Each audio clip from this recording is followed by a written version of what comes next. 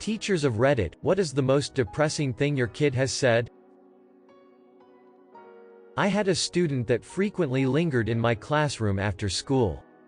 She often looked ill and was always very weird. One day she opened up to me and said that her mother and her live-in boyfriend shot up heroin every night. I told my principal after she spoke to me, and she informed that CPS was already involved. A few days later, the same girl told me that her mom and boyfriend would shoot her up with heroin and tell her that she couldn't tell anyone they were still doing it because she would get in trouble for doing it too.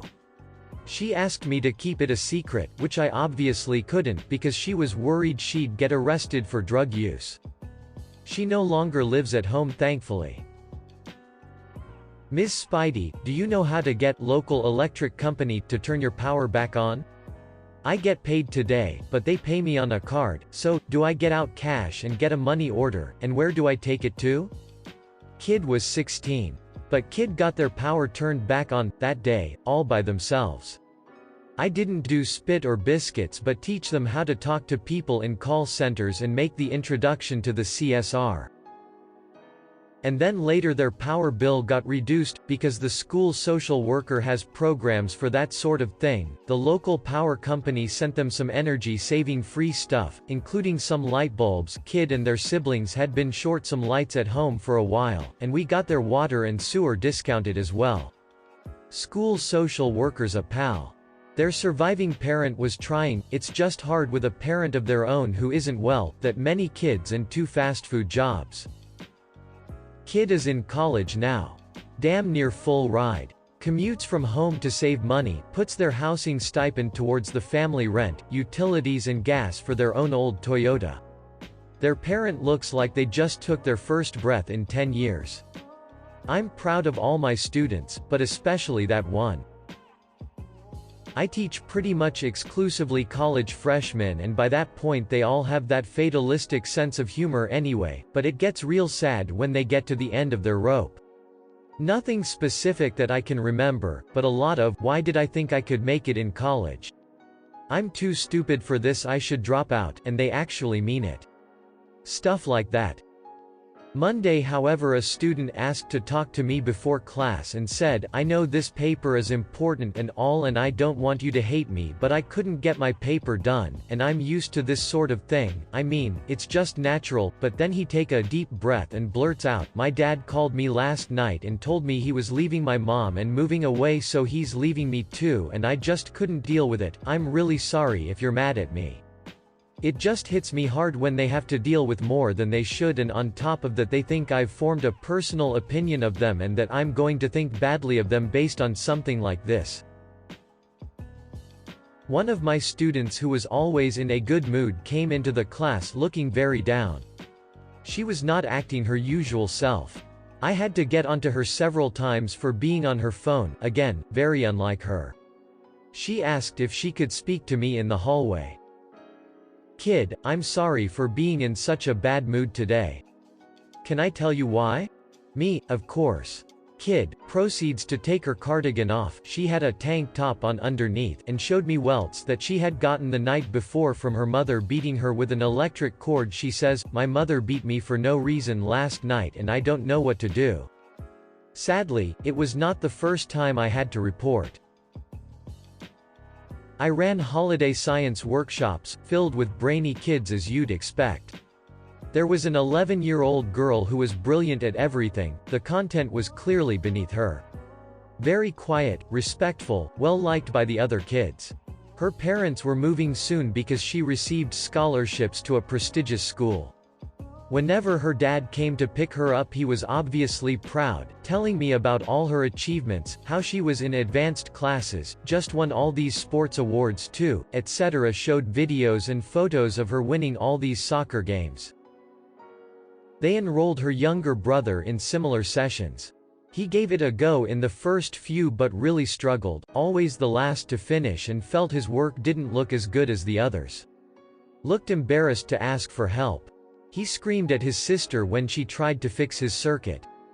Eventually he just began acting out, putting off the work, challenging me to get a laugh out of the other kids, messing around. After a disastrous month he stopped trying altogether. He just came in one afternoon and sat there, not doing anything. I tried to engage him in the activity and said if he didn't like what the other kids are doing, we could pick anything else he wanted to do. He said something like, "What's the point? My parents will never love me as much as they love my sister." I've had a lot, but one morning 2 students came in early to my room and asked if they could use my student computer. I said sure, and figured that they just needed to finish a project and knew I always got to school early. Nope. Turns out their best friend was murdered 2 days before because he wouldn't give his money he earned to someone trying to rob him. His family needed the money to not be homeless, so he died trying to look out for his family, and for like $80 or something.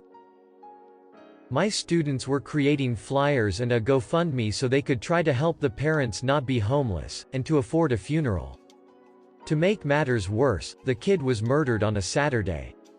He was left to bleed out and die, to be found the next morning. The fucking murderer came to my school on Monday as if nothing had happened.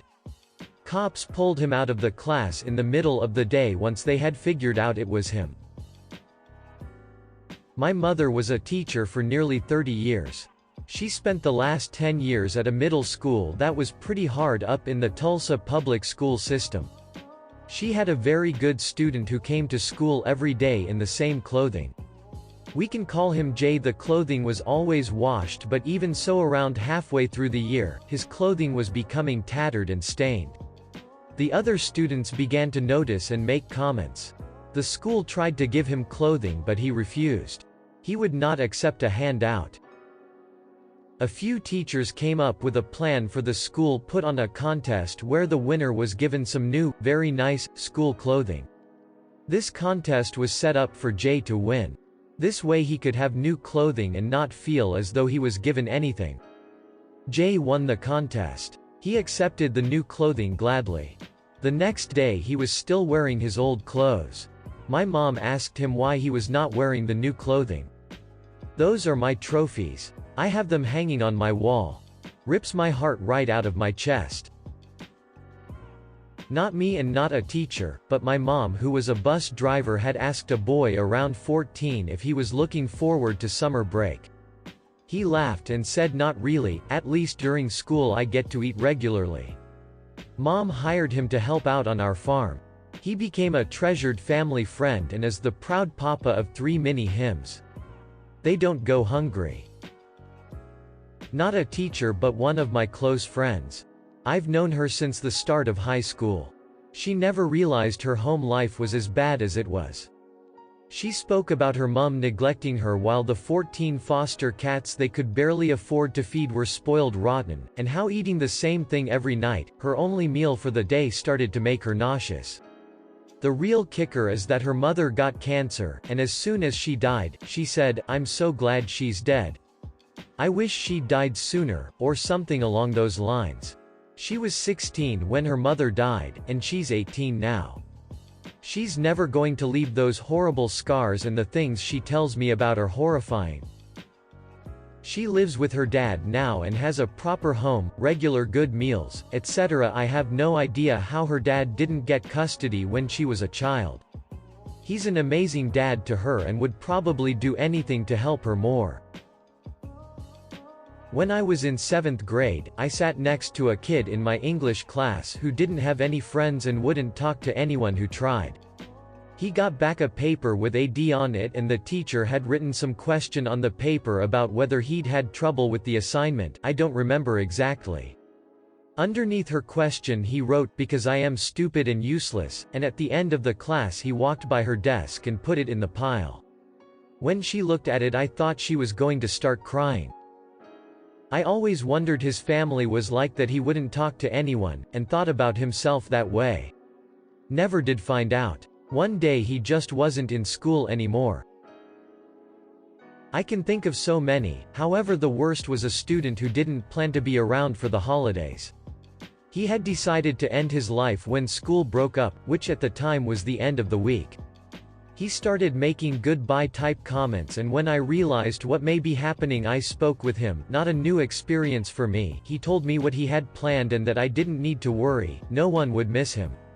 I already knew a lot about his life, and this was the point in my life that I knew I was sitting with the loneliest person on the planet.